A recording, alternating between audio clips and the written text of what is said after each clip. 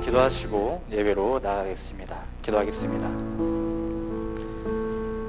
할렐루야. 이 땅에 왕으로 오신 아기 예수님의 이름을 우리가 높여 찬양합니다.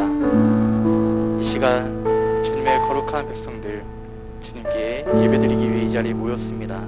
주님의 백성들 가운데 주님께서 인자하여 주셔서 우리의 예배와 경배와 영광을 홀로 받아 주시옵소서. 주님의 이름을 높여 찬양합니다. 오직 주님께만 우리 마음을 올려드립니다. 주님, 이 시간 우리의 모든 찬양을 받아 주시옵소서. 감사합니다. 사랑합니다. 예수님의 이름으로 기도드립니다. 아멘. 우리 다 함께 기쁜 마음으로 박수치면서 찬송가 122장 참 반가운 성도여 함께 찬양 드리시겠습니다.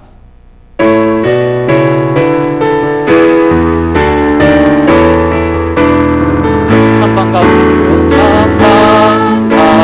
성도여 다 이와서 배들레 성 안에 가봅시다. 저주의 누이신 아비고 엎드려 절하세 엎드려 절하세 엎드려 절하세 구주 가셨네. 천천사야 찬송 높이 불러서 이 가나안 천지에 울리려라. 주 하나님 앞에는 영광이 돌려 엎드려 절하세 엎드려 절하세 엎드려 절하세 구주 가셨네. 이 세상에 주께서 탄생할 때에 참신과 참사람이 되시려고 저동정 너머에서 나시었으니 엎드려 절하세 엎드려 절하세 엎드려 절하세 구주 가셨. 여호와의 말씀이 여호와의 말씀이 육신을 입어 날 구원한 구주가 되셨구나. 네 감사한 찬송을 주 앞에 드려 엎드려 절하세 엎드려 절하세 엎드려 절하세 구주. 1절로 다시 한번 찬양하시죠. 참 반가운 성도요 참 반가운 성도요 다 이와서 배들레 성 안에 가봅시다. 저주의 누이신 아니고 엎드려 절하세 엎드려 절하세 엎드려 절하세. 4절로 찬양합니다. 여호와의 말씀이 여호와의 말씀이 육신을 입어 날 구원한 구주가 되셨구나. 늘 감사한 찬송을 주 앞에 드려 엎드려 절하세 엎드려 절하세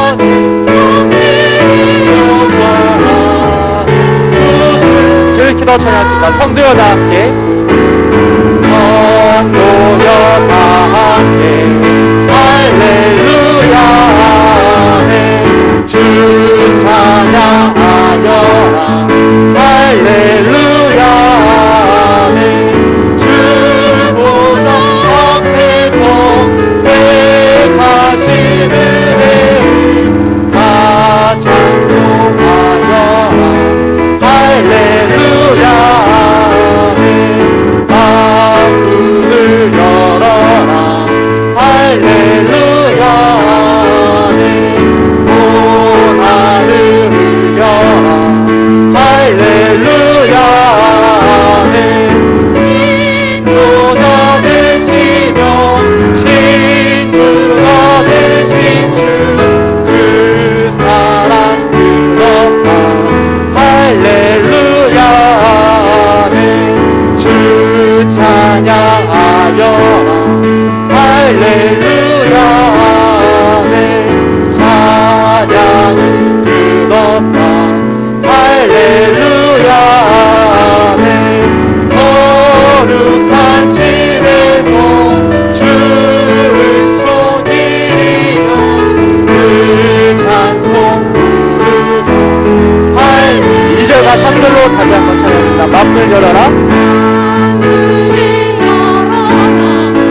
할렐루야 아멘. 온 하늘을 열어 할렐루야 아멘. 인도자 되시며 친구가 되신 주 그 사랑 뜨겁다 할렐루야. 주 찬양하여라 주 찬양하여라 할렐루야 아멘. 찬양은 끝없다 할렐루야 아멘. 거룩한 집에서 주를 쫓기며 늘 찬송 부르자 할렐루야. 3절로 다시 한번 찬양합니다.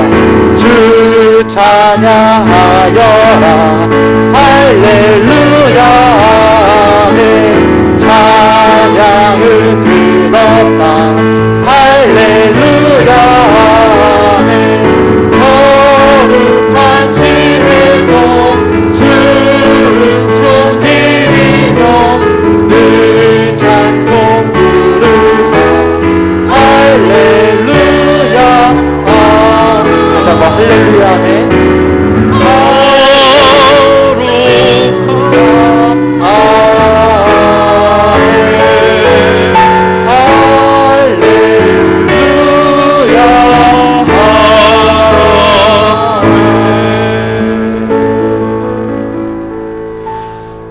자리에 일어나셔서 경배의 찬양, 지존하신 주님 이름 앞에 찬양 드리며 대림절 네 번째 주일 하나님의 볼 올려드리겠습니다.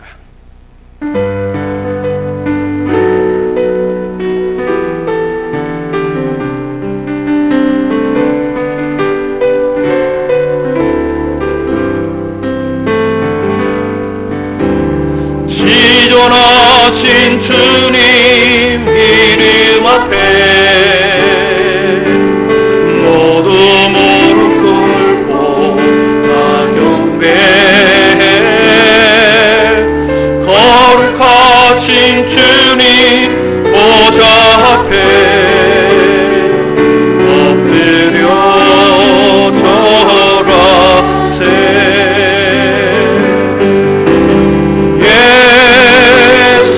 예수는 그리스도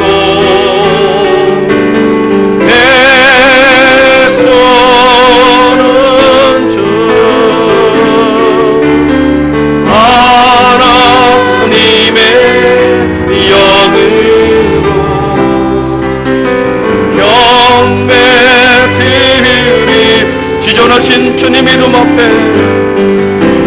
지존하신 주님 이름 앞에 모두 무릎 꿇고 다 경배해. 거룩하신 주님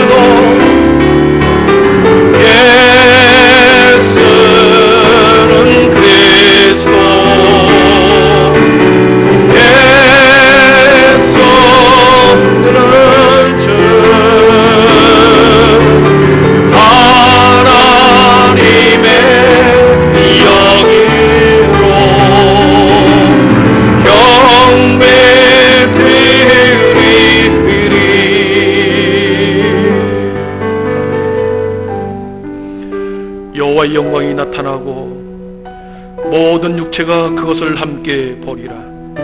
베들레헴 에브라다야, 너는 유다족 속중에 작을지라도 이스라엘을 다스릴 자가 내게서 내게로 나올 것이라. 천사가 이르되 무서워하지 말라. 보라, 내가 온 백성에게 미칠 큰 기쁨의 좋은 소식을 너희에게 전하노라. 오늘 다윗의 동네에 너희를 위하여 구주가 나셨으니 곧 그리스도 주시니라. 아멘. 온 세상을 구원하기 위하여 아들을 이 땅에 보내신 성부 하나님 아버지, 한숨과 눈물과 고통이 끊이지 않고 부조리와 불법과 모순들이 난무하는 이 시대에 공의의 빛으로 생명을 담아 그 아들을 이 땅에 보내주시니 감사합니다. 하나님과 동등됨을 취할 것으로 여기지 않고 자기를 비움으로 모든 이들에게 내어줌이 되신 성자 예수님, 하늘에는 영광이요 땅에서는 사람들 중에 기뻐하심을 입은 평화를 주시니 참으로 감사합니다. 대림절 네 번째 주일, 우리 모두의 마음과 영혼 속에 큰 기쁨의 좋은 소식으로 충만케 채워주시옵소서. 이 모든 말씀을 예수님의 이름으로 기원하오며, 하나님은 영이시니 예배하는 자가 영과 진리로 예배할지니라. 아멘. 다 함께 사도신경 우리의 신앙이 하나인 것을 고백하겠습니다. 나는 전능하신 아버지 하나님, 천지의 창조주를 믿습니다. 나는 그의 유일하신 아들 우리 주 예수 그리스도를 믿습니다. 그는 성령으로 잉태되어 동정녀 마리아에게서 나시고 본디오 빌라도에게 고난을 받아 십자가에 못 박혀 죽으시고 장사된 지 사흘 만에 죽은 자 가운데서 다시 살아나셨으며 하늘에 오르시어 전능하신 아버지 하나님 우편에 앉아 계시다가 거기로부터 살아있는 자와 죽은 자를 심판하려 오십니다. 나는 성령을 믿으며 거룩한 공교회와 성도의 교제와 죄를 용서받는 것과 몸의 부활과 영생을 믿습니다. 아멘. 우리 모두 자리에 앉으셔서 영광송 108장을 드리겠습니다.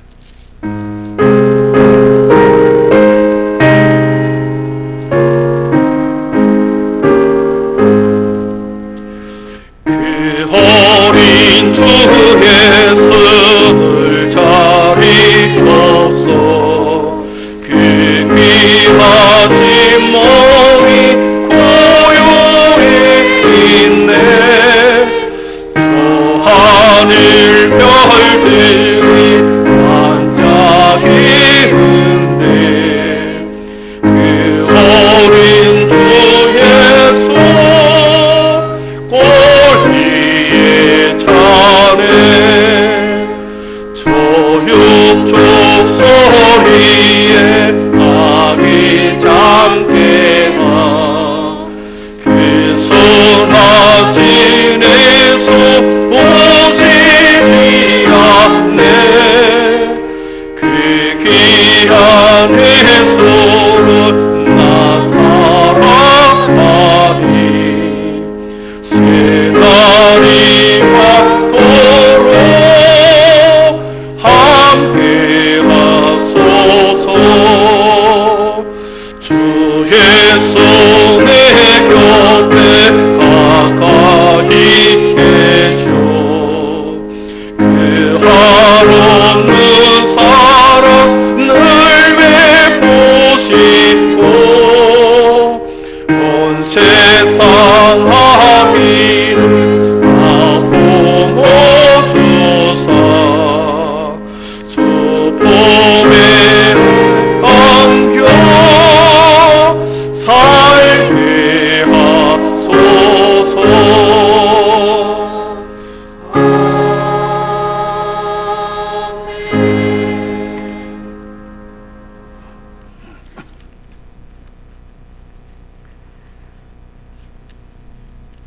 찬송하리로다.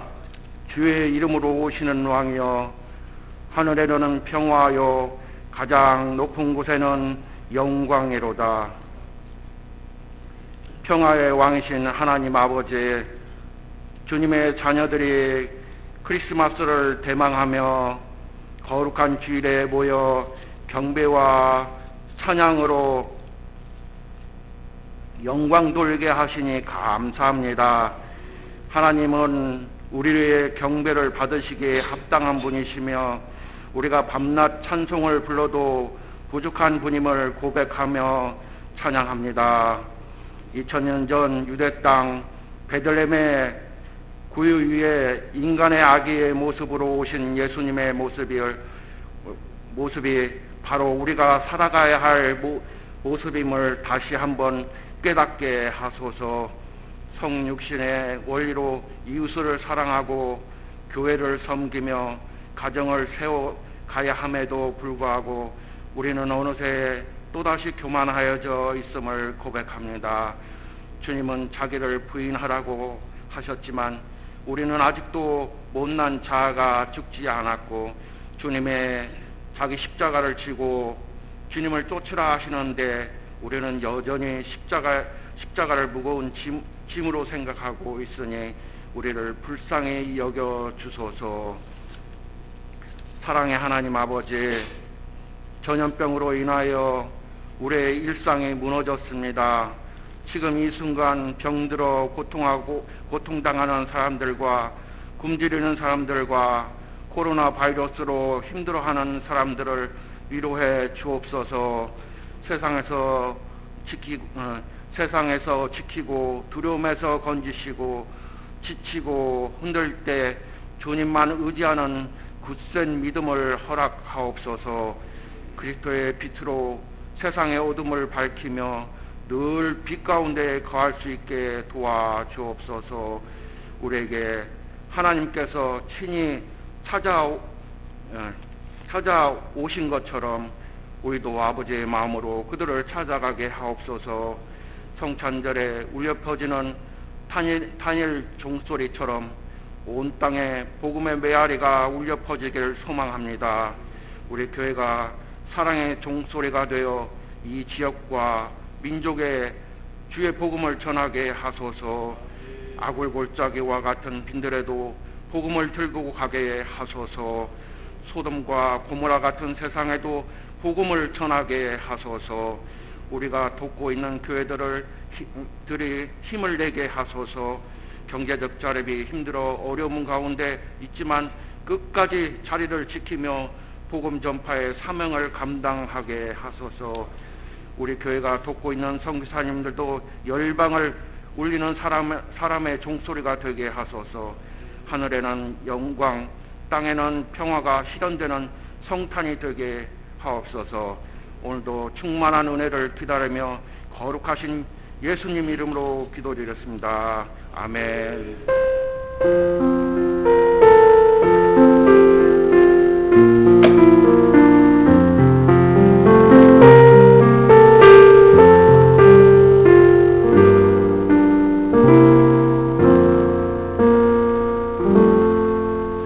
그가 빛 가운데 계신 것 같이 우리도 빛 가운데 행하면 우리가 서로 사귐이 있고 그 아들 예수의 피가 우리를 모든 죄에서 깨끗하게 하실 것이요. 아멘. 우리 봉헌 찬양 149장 4절 부르시면서 우리의 준비한 예물 하나님 앞에 올려드리겠습니다.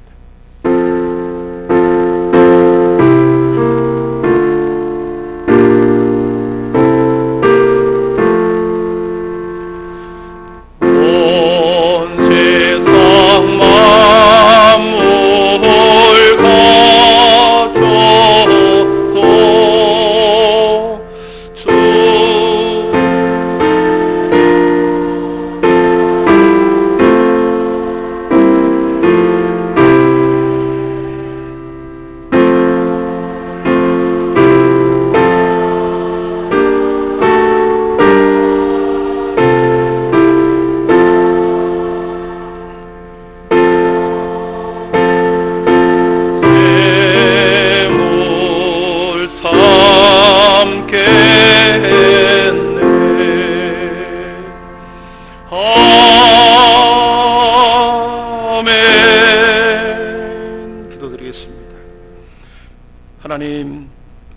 겨울에 우리의 인생이 여기 있습니다. 지난 한 주간의 우리의 삶이 여기 있습니다.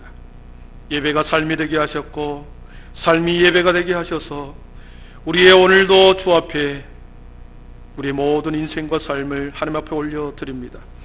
일생의 모든 남은 시간을 우리 하나님 앞에 온전하게 우리의 삶을 주님 앞에 드릴 수 있는 우리의 믿음과 우리의 소망이 되게 하여 주시옵소서.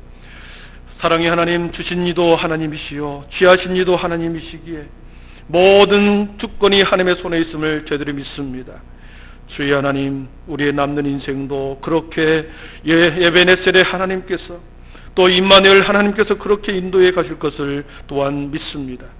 흔들림 없이 변함없이 그 길을 걸어가게 하시고 영광의 보좌 앞으로 더 주님의 앞으로 다가가는 우리의 모든 삶이 되게 하여 주시옵소서.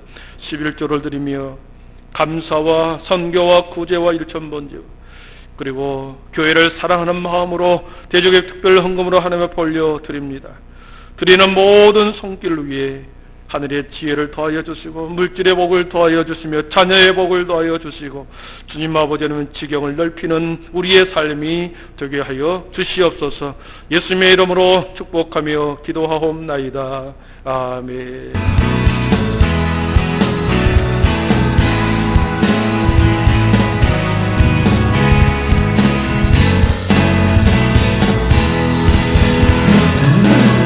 오늘은 대림절 네 번째 주일입니다. 아기 예수님의 탄생을 기다리며 경건한 삶을 유지하는 모든 한빛의 가족이 되길 소망합니다. 모든 공예배는 기존대로 드리며 차량 운행은 잠시 중지하고 모든 교육부서는 한시적으로 비대면 온라인을 통해 예배를 드리도록 하겠습니다. 성탄절 예배는 12월 25일 오전 11시에 분당과 각 부속 예배실에서 드리도록 하겠습니다. 아기 예수님의 탄생을 함께 기뻐하고 찬양하는 귀한 자리에 함께 모여 예배하는 모든 한빛 가족이 되길 간절히 소망합니다.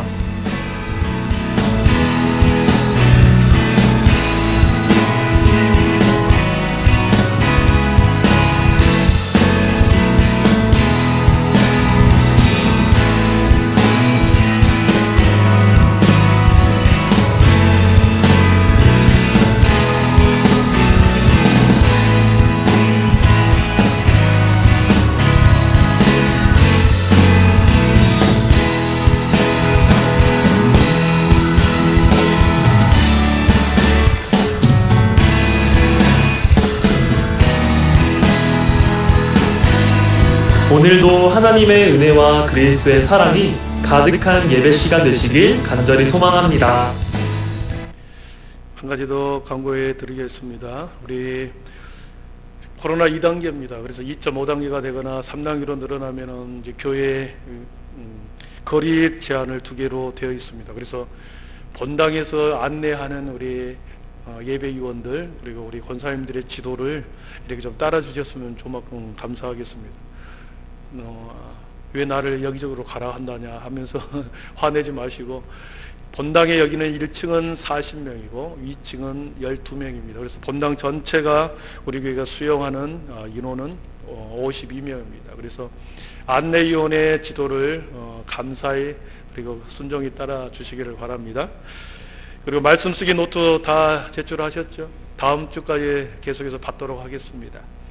그리고 가실 때 교회 달려 우리 큰 거 하나 작은 거 하나 그리고 더 필요하신 분은 작은 거 탁상용으로 하나 더 가져가시기를 바랍니다. 하나님의 말씀을 보도록 하겠습니다. 누가복음 1장 2장 1절에서 14절입니다.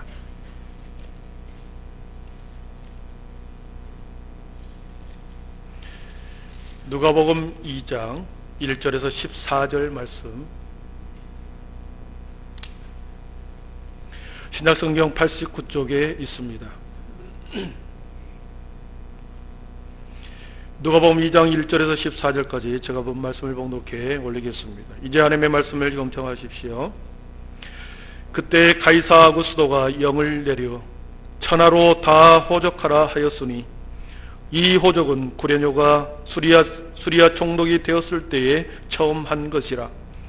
모든 사람이 호적하러 각각 고향으로 돌아가며 요셉도 다윗의 집 족속이므로 갈릴리 나사렛 동네에서 유대를 향하여 베들레헴이라 하는 다윗의 동네로 그 약혼한 마리아와 함께 호적하러 올라가니 마리아가 이미 잉태하였더라. 거기 있을 그때에 해산할 날이 차서 첫 아들을 낳아 강보로 싸서 그 위에 누였으니 이는 여관에 있을 곳이 없음이러라. 그 지역의 목자들이 밤에 밖에서 자기 양떼를 지키더니 주의 사자가 곁에 서고 주의 영광이 그들을 두루 비추매 크게 무서워하는지라. 천사가 이르되 무서워하지 말라. 보라, 내가 온 백성에게 미칠 큰 기쁨의 좋은 소식을 너희에게 전하노라. 오늘 다윗의 동네에 너희를 위하여 구주가 나셨으니 곧 그리스도 주시니라. 너희가 가서 강보에 싸서 그 위에 누워 있는 아기를 보리니 이것이 너희에게 표적이니라 하더니 호련히 수많은 천군이 그 천사들과 함께 하나님을 찬송하여 이르되 지극히 높은 곳에서는 하나님께 영광이요 땅에서는 하나님이 기뻐하신 사람들 중에 평화로다 하니라. 아멘. 이 시간에는 우리 중고등부 교사 나오셔서 찬양 올려드리겠습니다.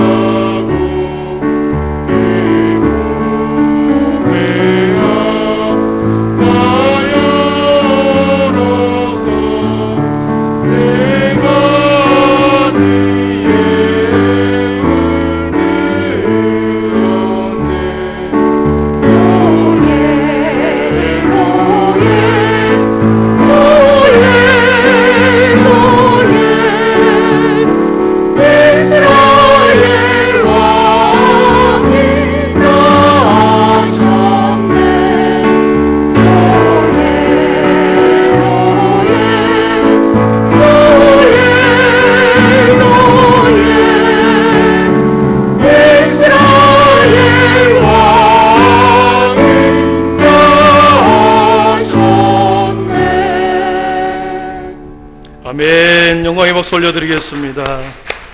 예, 감사합니다. 또 일주일 만에 뵈신 분, 또 2주 만에 뵈신 분들 계시는데요. 우리 서로 얼굴 보시면서 우리 영상으로 예배드리는 분들도 함께 가족들과 함께 인사하겠습니다. 우리 믿음, 소망, 사랑의 빛이 있으라. 네, 감사합니다. 다시 한번 하겠습니다. 믿음, 소망, 사랑의 빛이 있으라.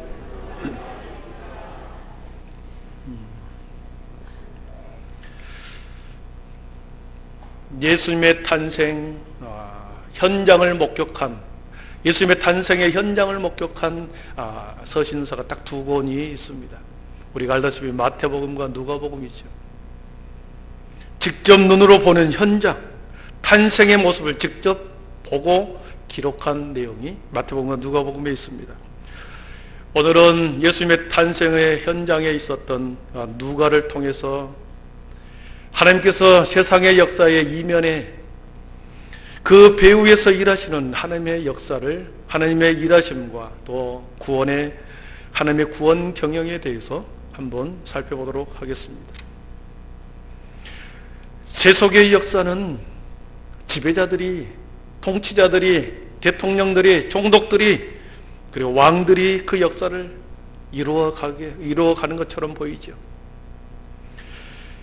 그러나 온 세상의 역사는 우리 하나님께서 하나님의 때에 하나님의 권능으로 세상의 만물을 붙드시고 이끌어 가신 줄 믿습니다. 역사학자 아놀드 토인비는 그렇게 말했습니다. 세상의 역사는 교회를 축으로 도는 바퀴다. 교회를 축으로, 교회를 가운데 축으로 두고 세상의 모든 역사는 마치 바퀴와 같이 돌아가는 그런 것과 같다. 세속의 역사가 통치자들과 지배자들을 통하여 세속의 역사가 이끌어가는 것처럼 보이나, 그러나 예수 그리스도를 머리로 한 교회를 중심으로 그 축으로 돌아가는 하나의 바퀴에 불과하는 그러한 구심력에 불과하다. 그래서 세상의 모든 역사나 세상에서 일어나는 일, 세상에서 일어나는 모든 사건은 우연히 일어나는 것이 아닙니다. 모든 사건 하나하나가 세상에 뿐만 아니라 내 개인들에게 일어나는 모든 사건, 모든 일들이 코로나19조차도 하나님의 섭리와 계획 속에 여러분 있는 줄 믿습니다. 역사의 축이 되신 하나님이 그것을 붙들고 있고, 때로는 그렇게 사건을 일으키고 또한 그 사건을 통해서 우리들에게 말씀하고 계시는 것이죠. 오늘 1절에 보니까 로마 황제 가이사 아구스도가 나옵니다. 세속의 통치자 가이사 아구스도가 나오고, 2절에는 수리아 총독 구레뇨가 나옵니다. 세상의 통치자들이죠. 지중해 연안과 유럽과 아시아의 절대 강력한 맹주로 자리 잡은 황제 아구스도가 나오죠. 그때 아구스도가 통치할 때 예수님이 탄생합니다. 아구스도라고 하는 이 표현은 세계사에서 보는 옥타비아누스를 말합니다. 세계사에 보면 옥타비아누스, 이 옥타비아누스를 로마 원로원은, 우리로 말하면 국회의원 정도 되는 로마 원로원에서 이 옥타비아누스를 그를 위대하고 고귀하고 지극히 숭배받는 자라는 칭호를, 이름의 뜻으로 아우구스투스라는 칭호를 붙여줍니다. 아우구스투스, 위대하고 고귀하고 지극히 숭배받을 자라고 하는 그 뜻을 가진 아우구스투스라는 칭호를 붙여주므로 우리가 가이사 아구스도가 거기서 나온 단어입니다. 여러분, 위대한 제국의 통치자를 우리는 보게 됩니다. 오늘 말씀해 보니까 제국의 통치자가 이렇게 명령합니다. 온 천하로 다 호적하라. 온 천하의 모든 사람들은 다 고향으로 가서 호적해라. 명령을 내립니다. 여러분, 이 호적 명령은 지배국가가 피지배국가의 사람들을 어떻게 지배할 것인가, 효과적으로 지배하기 위한 통치의 방법이지요. 어떻게 그들의 노동력을 착취하고 세금을 징수하고 군사력을 동원할 것인가를 알기 위해서는 반드시 호구조사를 해야죠. 예수님의 육신의 부모였던 요셉과 마리아도 이 명령을 따라 북쪽 갈릴리에 살다가 남쪽 베들레헴으로 내려갑니다. 여러분, 현상적으로 보면 제국의 통치자의 명령을 따라서 두 부부가 베들레헴으로 내려가는 것처럼 보입니다. 그러나 그 이면에는 하나님께서는 구약의 미가 선지자의 예언, 미가서 5장의 그 예언을 성취하기 위해서 예수님은 베들레헴에서 탄생할 것을 거기서 예언했거든요. 그래서 하나님께서는 제국의 통치자를 빌미로 삼아서 표면적으로는 그렇게 명령하여 갈릴리에서 베들레헴으로 가게 했지만 베들레헴에서 예수님이 탄생해야 했기에 구약의 선지자 예언대로 그곳에서 탄생을 해야 했기 때문에 그렇게 그들을 베들레헴으로 내려가게 한 것입니다. 세상은 황제의 명령에 따라 분주하게 움직입니다. 분주하게 사람들이 고향을 찾아 떠나갑니다. 세상이 바삐 움직이고 있을 그때에 그 이면에는 하나님의 손길이, 하나님의 역사가, 하나님의 능력이 거기에 임하였던 것이죠. 하나님의 시간이 찼습니다. 세상의 통치자의 이름은 여기까지 기록되고 성경에는 나타나지 않습니다. 그리고 그곳에 다윗의 별로, 그리고 온 세상을 비추는 공의로운 해로 예수 그리스도께서 진정한 만왕의 왕으로 역사의 무대에 등장하죠. 세계사의 온 우주의 역사의 주인으로 고요한 밤에 예수님이 탄생을 하십니다. 마태복음과 누가복음에서는 그 탄생의 현장을 기록했다고 그랬습니다. 그러나 누가복음에서의 초점은 가장 낮은 자, 가난한 자의 모습으로 예수님이 오신 것을 기록하고 있습니다. 가장 낮은 자, 가난이라고 하는, 소외된 자라고 하는 그 모습으로 예수님이 이 땅에 오신 것을 증언하고 있습니다. 그래서 오늘 저는 가난이라고 하는 이 망원경을 통해서 예수님이 어떻게 이 땅에 오셨는지를 함께 들여다보기를 원합니다. 가난, 그 시각을 가지고 본문을 보겠습니다.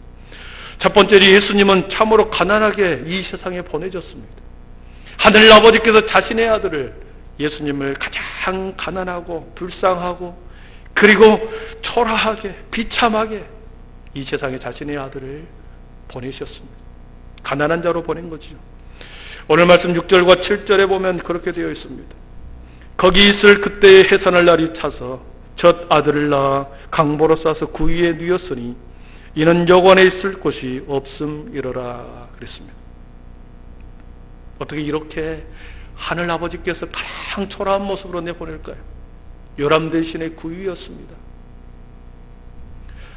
해산의 고통으로 가득한 마리아에게 곧 맨몸으로 태어날 이 아이, 알몸으로 태어날 이 아이에게는 따뜻한 온기가 필요하고 따뜻한 물로 씻겨줘야 하는데 세상에는 그 예수 그리스도에게 따뜻한 체온 하나도 하나님께서는 느끼지 못하도록 세상에 방 한 칸 두지 않으셨습니다. 예수님께서 이 땅에 태어났을 때 첫 번째로 자신의 몸을 우지에 누웠던 곳이 나무로 만든 구유였습니다. 따뜻한 방이 아닌 한기를 간신히 막아주는 그러한 마구간이었습니다. 짐승들이 태어나고 자라는 그곳에 마치 짐승과 동급직을 받으면서 예수님이 그렇게 세상에 태어나셨죠. 가난하게 태어나셨습니다. 마치 예수님께서는 이 땅의 모든 사람들에게는 다 따뜻한 방을 다 내어주고 모든 사람들에게 다 그 따뜻한 포근한 방들은 다 내어주고 자신은 밖에서 다른 사람들의 평안히 잠이 들도록 밖에서 지키고 보초하는 그러한 임무라도 하듯이 나국간에서 그렇게 태어난 거죠. 예수님께서 갈릴리 지방에서 사역할 때 제자들에게 이렇게 말했습니다. 여우도 굴이 있고 공중에 나는 새도 그 거처가 있는데 인자는 머리 둘 곳이 없도다. 인자는 머리 둘 곳이 없다. 여러분, 인자는 머리 둘 곳이 없다라고 하는 이 표현이 그렇게 방 한 칸 없이 누추하게 가난하게 태어나고 모든 사람들에게 다 내어주고 머리 둘 곳이 없이 그렇게 태어났고 살아가셨고 삶을 마감했습니다. 이 땅에서 자신의 몸을 처음으로 의지하고 누우신 곳이 나무로 만든 십자가라고 했습니다. 태어났을 때 나무로 만든 구유였습니다. 그리고 예수님께서 마지막 모든 사역을 마치고 자신의 육신의 몸을, 자신의 몸을 의지하였던 것은 나무로 만든 십자가였습니다.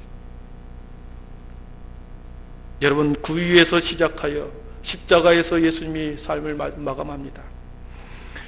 참으로 가난한 모든 것을 내어주신 예수님의 삶이 가난함에서 시작해서 가난함으로 끝나는 거죠. 구유와 십자가, 이것은 가장 겸손과 고난을 상징합니다. 구유가 겸손의 극치를 보여줬다고 한다면 십자가는 고난의 최절정, 최극치를 보여준 거죠. 오늘 말씀에서 겸손으로 자기를 비우심으로 구유에 자신의 몸을 맡겼을 때 이 모습을 본 바울 사도는 빌립보서 2장 6절 8절에 이렇게 말씀하십니다. 우리 한 목소리로 같이 읽어보겠습니다. 그는 근본 하나님의 본체시나 하나님과 동등됨을 취할 것으로 여기지 아니하시고 오히려 자기를 비워 종의 형체를 가지사 사람들과 같이 되셨고 사람의 모양으로 나타나사 고 십자가에 죽으심이라. 아멘. 근본 하나님의 본체셨습니다. 하나님과 동등됨을 취할 것으로 여기지 아니하고 자기를 비워 가장 낮은 것으로 종의 형체를 가지고 낮추시고 죽기까지 복종했습니다.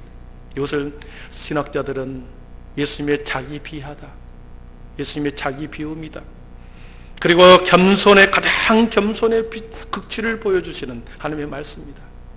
이렇게 성서학자들은 말하죠. 예수님이 이렇게 비참하고 가난하게 태어날 이유가 하나도 없었죠. 왜냐하면 예수님은 하나님과 동급이었죠. 하나님과 원래 동급이었습니다. 마구간에 태어난 짐승과 동급으로 취급될 사람이 아니었죠. 분이 아니었죠. 하나님과 본질상, 본체상 하나님의 본체였습니다. 세상을 창조할 때 예수님께서는 함께 만왕의 왕으로, 창조의 주로, 이 세상의 모든 만물의 주인으로 계셨고, 그런데 만왕의 왕이었는데 방 한 칸 없는 그러한 이 땅에 자신을 낮춘 종이 되었습니다. 죽을 필요가 없는 그곳에 가장 낮은 죽음의 자리까지 예수님께서는 내려가신 거죠. 하나님은 자신의 독생자를 이 땅의 모든 것을 내어주는 아버지의 사랑을 아들에게서 보여주셨습니다. 온 세상 사람들을 위해서, 세상의 모든 사람들을 위해서 따뜻한 모든 방을 다 내어주고, 자신은 마구간으로 오셨고 모든 사람들을 마음껏 먹을 수 있도록 생명의 떡이신 자신을 구유에 담아 세상에 그렇게 오셨습니다. 여러분, 겸손과 비움의 끝은 하나님께서는 자신의 아들을 비참하게 남겨두셨을까요? 겸손과 비움의 끝은 빌립보서 2장 9절 이하에는 자신의 아들을 가장 낮추셨지만 모든 사역을 다 끝낸 후에는 하나님께서는 자신의 아들을 놀랍게 세워주십니다. 빌립보서 2장 9절 이하를 한 목소리로 같이 읽어보겠습니다. 하나님이 그를 지극히 높여 모든 이름 위에 뛰어난 이름을 주사 하늘에 있는 자들과 땅에 있는 자들과 땅 아래에 있는 자들로 모든 무릎을 예수의 이름에 꿇게 하시고 모든 입으로 예수 그리스도를 주라 시인하여 하나님 아버지께 영광을 돌리게 하셨느니라. 할렐루야. 아멘. 그렇습니다. 하나님은 자신의 아들을 가장 가난하게, 가장 비참하게, 가장 초라하게 이 땅에 보내셨지만 이 땅에서 모든 사명을 다 마치신 후에서는 그를 모든 이름 위에 뛰어난 이름을 그에게 주셨고 세상의 모든 사람, 땅에 있는 자들이든 땅 아래에 있는 자들이든 하늘에 있는 자들을 모두 다 예수의 이름 앞에 무릎을 꿇게 하셨다. 첫 번째로 하늘아버지는 자신의 아들을 가장 가난하게 세상에 내보내셨습니다. 왜 그러겠습니까?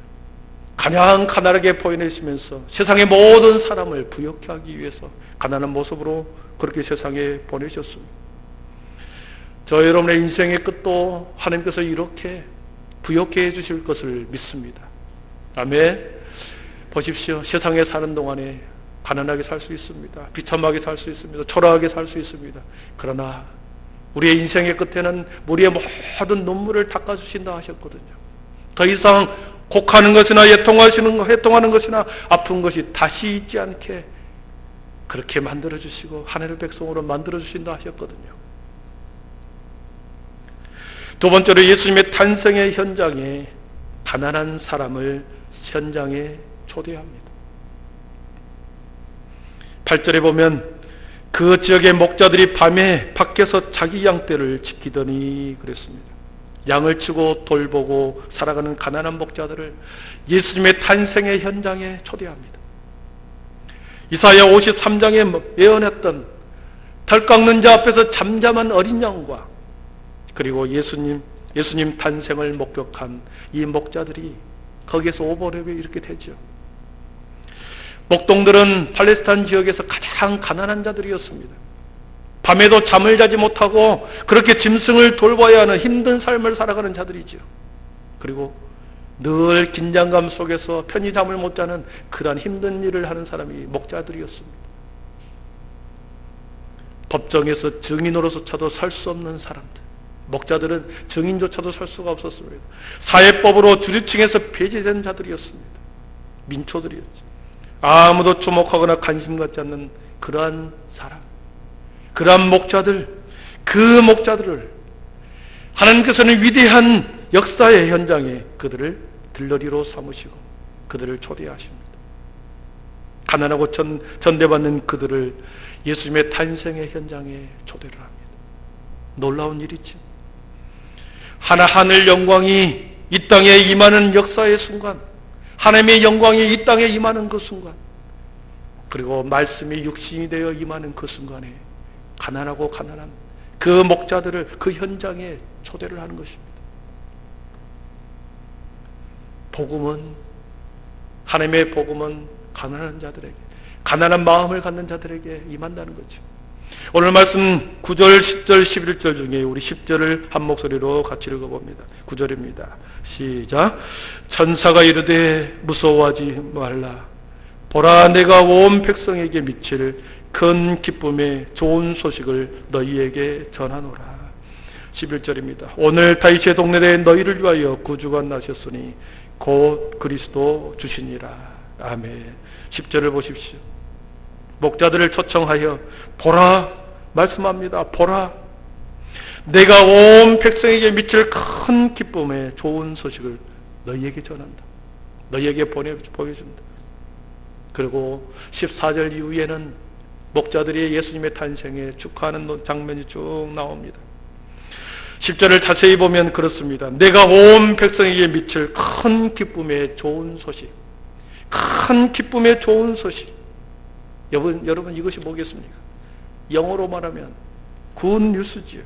복된 소식, 한자로 말하면 이거 복음이지요. 이 기쁜 소식을 가장 먼저 알리는, 천사가 알린 사람들이 목자들이었습니다. 가난한 목자들이었습니다. 여러분, 예수님의 탄생이 복음입니다. 예수님이 이 땅에 오신 것이 하나님의 기쁜 소식이죠. 이 탄생이 온 세상과 온 백성과 나라 가운데 미칠 큰 기쁨의 소식이 예수님이 이 땅에 오심의 사건인 거죠. 그 복음이,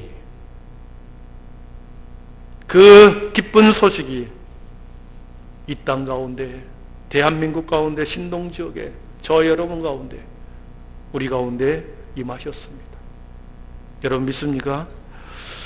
예수 그리스도는 모든 사람을 위해서 오셨다고 그랬습니다. 온 인류를 위해서 예수님이 오셨습니다. 그러나 그 복음이, 그 복된 소식이 진정한 나의 복음이 되기 위해서는 우리 각자에게 그 복음이 들어왔다는 것, 임했다는 것, 이것이 특별한 은총의 복음이 아니겠습니까?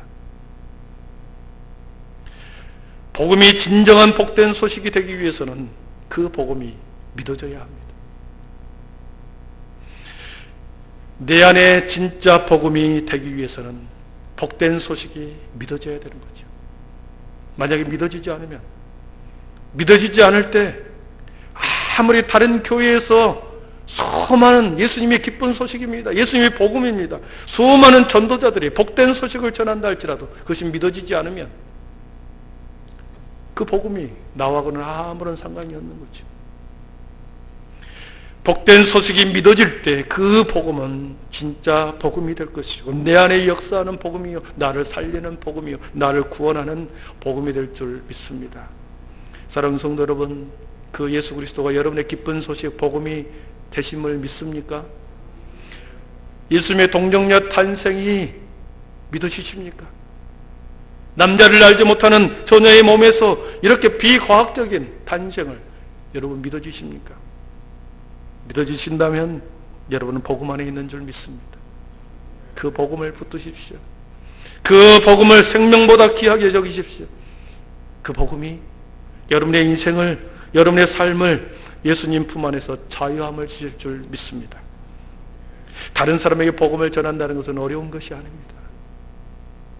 많은 지식이 필요하지 않고 화려한 언변이 필요하지 않습니다. 복음을 전한다라고 하는 것은 예수님이 탄생했습니다. 예수님이 당신을 위해서 오셨습니다. 예수님이 당신을 위해서 탄생했습니다. 예수님이 당신은 예수님이 필요합니다. 이것을 전하는 거죠. 예수님이 오셨습니다. 당신을 위해서 오셨습니다. 예수님의 탄생을 알리는 것이 전도인 거죠. 이 기쁜 소식의 현장에 오늘 말씀에서는 이 땅의 가장 가난한 자들을 초대했습니다. 그리고 하늘에서는 축하잔치가 벌어졌습니다. 하늘에서 놀라운 천사들의 찬양이 천군 천사들과 함께 잔치가 벌어졌습니다. 가장 이 땅에서는 초라한 사람들 앞에서 말이죠. 우리 14절을 한 목소리로 같이 읽어봅니다. 우리 14절입니다. 지극히 높은 곳에서는 하나님께 영광이요 땅에서는 하나님이 기뻐하시는 사람들 중에 평화로다. 아멘. 13절에 호련히 수많은 천군이 그 천사들과 함께 하나님을 찬송하여 이르되 그랬습니다. 지극히 높은 곳에서는 하나님께 영광이요 땅에서는 하나님이 기뻐하시는 사람들 중에 평화로다. 누가 찬양하는 것입니까? 천군 천사들이 찬양하는 거죠. 누구 앞에서요? 가난한 목동들 앞에서 말입니다. 예수님은 권력자가 사는 왕궁에서 태어난 것이 아니었습니다. 예수님은 따뜻하고 안락한 부유한 연예의 자리에서 태어난 것이 아니었습니다. 예수님의 탄생은 목자들과 천사들에게는 기쁨이었으나 세상 권력자들에게는 큰 위협이 되었습니다. 예수님의 탄생은 어두웠던 이 땅에 밝아오는 사건이었고 시온의 아침이 밝아오는 순간이었습니다. 그리고 이 땅에 하나님의 영광과 진정한 세상의 평화가 도래하는 사건이었습니다.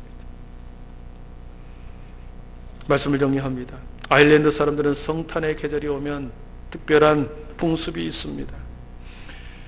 크리스마스 이브날 자신의 집에 있는 모든 창문에 촛불을 하나씩 켜놓는답니다. 창문이 앞에 옆에 있으면 그 창문마다 촛불을 켜놓고 창문을 조금씩 창문을 열어둔답니다. 가정뿐만 아니라 빌딩에도 상가에도 그렇게 촛불을 켜놓고 문을 조금 열어놓는다는 거죠. 왜 그러겠습니까? 이제는 아기 예수님을 누리려고 마국간을 찾아 헤매지 말고 아기 예수를 누리려고 마국간을 찾지 말고 내 집으로 들어오십시오. 우리 가정으로 들어오십시오. 우리 빌딩으로 들어오기를 원하는 마음으로 그렇게 문을 조금 열어놓고 그렇게 기다린다는 것이죠. 성탄, 거룩한 탄생은 이 세상의 가장 위대한 사건입니다. 그 아기 예수님이 오고 계십니다. 여러분의 마음에 창을 내고 마음에 등불을 켜고 주님이 오시도록 우리 안에 이미 와 계신 그 예수님을 더 기쁜 마음으로 맞이하도록 여러분의 마음을 활짝 열고 천사들의 아름다운 찬양과 함께 여러분의 마음속에 하나님의 영광이 그리고 사람들 중에 평화가 여러분의 가슴과 여러분의 가정 속에 함께하기를 축원합니다. 기도하겠습니다. 사랑의 하나님 감사합니다. 아기 예수님이 오고 계십니다. 이미 우리 곁에 와 계셨고 우리 속에 이미 내주에 계신 줄 믿습니다. 그 주님이 마음껏 우리 안에서 역사하시도록 우리가 더 주님을 기뻐함으로 아버지 하나님이여 찬양하고 경배하게 하여 주시옵소서. 우리의 인생을 아버지 하나님이여 끝까지 붙드셔서 인생의 끝에는 가장 아버지 하늘 보좌에 계셨던 주님과 함께 아름다운 마무리와 아름다운 경배의 자리에 우리를 아버지 하나님 함께하게 하여 주시옵소서.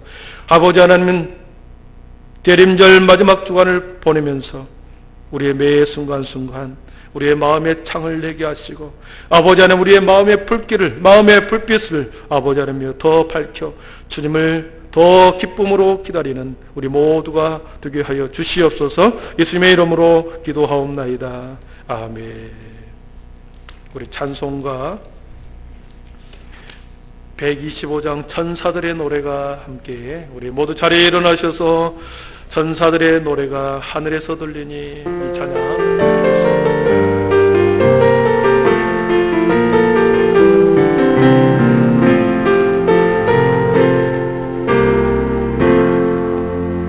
천사들의 노래가 하늘에서 들리니 산과 들이 기뻐서 메아리 쳐올린다.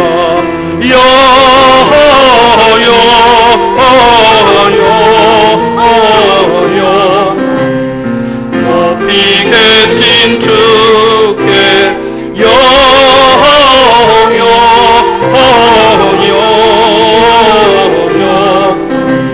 높이 계신 주님 한밤중의 목자들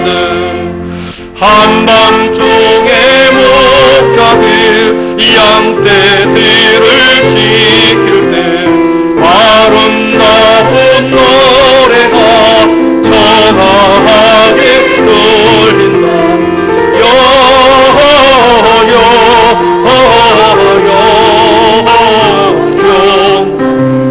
높이 계신 주께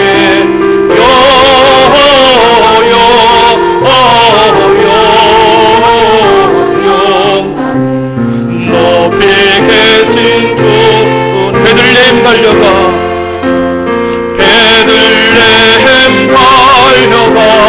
나지나기 예수께 고려 경배하시다. 탄생하신 아기께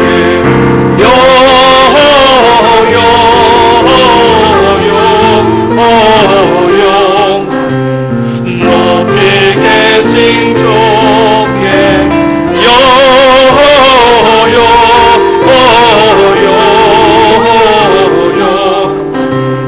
높이 계신 주님 고요 안에 누이신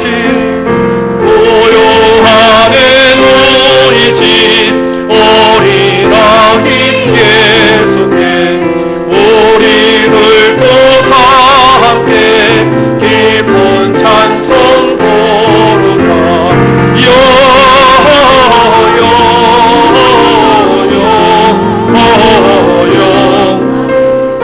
높이 계신 주께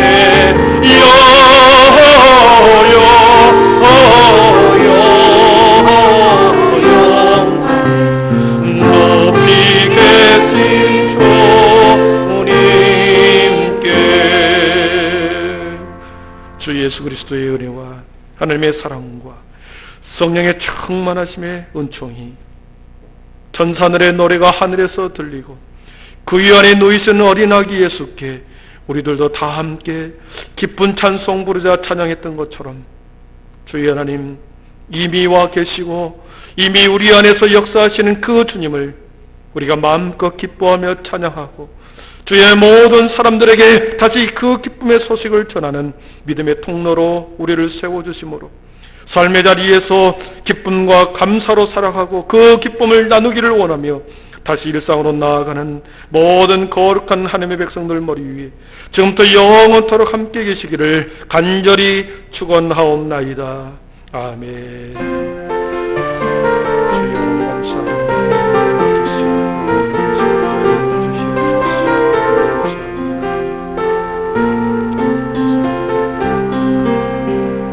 우리 좌우의 창문을 열어주시고 우리 방역에 동참해 주십시오.